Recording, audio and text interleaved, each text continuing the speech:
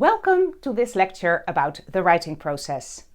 In this lecture, we are going to tackle the problem of how to begin with writing, making a start with your paper, and how to carry on writing in a steady pace. I hope to show you that the way you approach your writing task will make a lot of difference, not only on the level of steady progress, but also on the level of text quality. For this, I will demonstrate how you can break up your writing process in several tiny steps. Now, this is really the key term of this lecture, tiny steps. By taking tiny steps, you are much more in control over the entire process. You will never get stuck anymore. You can keep up a better time management, and last but perhaps best, readability and flow of your text will improve. No more frustration and despair, because your text will grow slowly, step by step. I know, it's a lot to promise, but stay with me and you will not be disappointed. First, we really need to redefine the act of writing. When you are starting up your first draft, beginning with perhaps the method section or the introduction, you will probably have this mental picture in your mind of the end product you hope to deliver. It's your printed paper. It may look like this, and you can imagine how it will look like from a distance in the near future, hopefully. But unfortunately, you cannot read the actual words yet.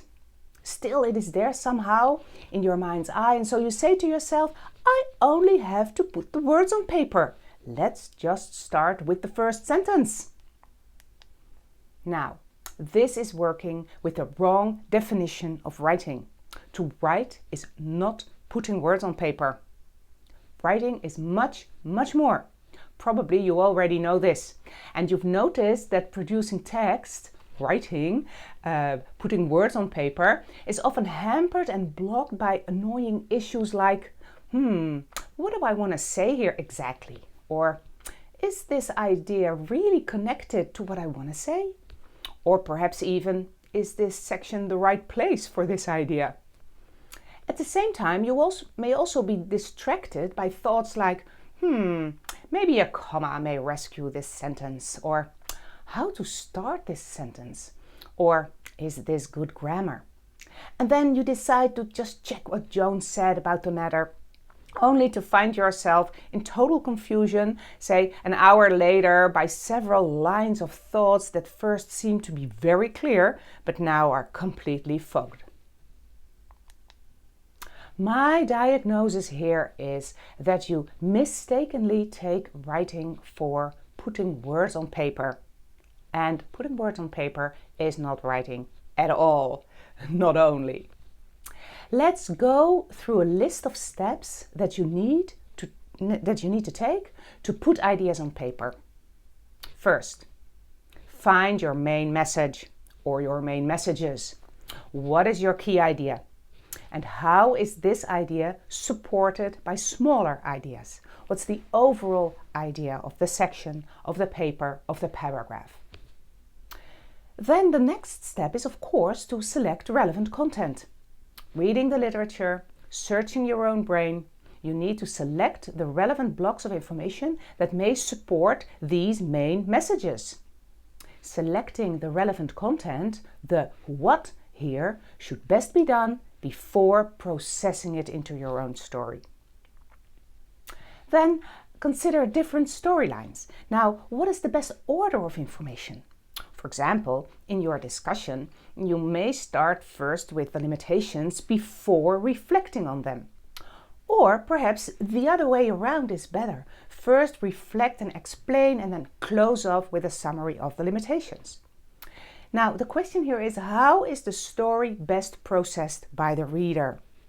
And you will find out that several storylines are possible. Then identify the main idea for each paragraph. We all know a text is a structure of connected paragraphs, small blocks of information. Now, before writing them up, first identify the key message for each paragraph. Write out a short, crisp, key sentence that covers that message. Well, perhaps somewhere here you are kind of ready to write the first draft. It's keyboard time. It's old school writing. So you're ready to start putting some words on paper. Just a first rough draft, just to see how this all works out. Grammar, style, or spelling are absolutely not relevant at this point. You are still trying to make clear for yourself what you really want to communicate. Now, the steps that follow are all editing and revising steps. Do key sentences indeed stand out? How are the paragraphs connected? Where can cohesion be improved? Edit for brevity, clarity, preciseness. Then, when your storyline is fixed, all connections are clear, supervisor approves, only then start checking grammar, spelling, punctuation. It's such a loss of time to be crafting and working on one single sentence only to find out later that it should be deleted, that you don't need it anymore. Going back to the overall process, you may now have a better understanding of the basic changes I want you to make. I want you to split content work and form work. I just want you to split the thinking from the writing. Find your content, find your narrative, find your string of thoughts before you start to give real words to this. After writing the first draft, you may turn to features on the level of the sentence. Postponing, editing, and revising part creates brain space for the writing itself. You will get more results because your goals are more clear, and the tiny steps can be made in small blocks of time. It is not necessary to sit for hours writing and struggling. Instead, you follow a stepwise path with more tiny steps. Now, for a part, the content finding part may also be done by free writing. Simon Peyton-Jones advocates the write early strategy.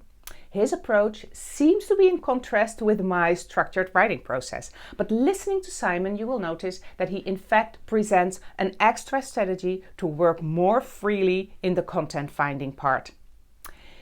Now, listen to Simon first, comparing his ideas with mine, and after that, I will look back on both approaches in lecture number 2 on the writing process. See you soon.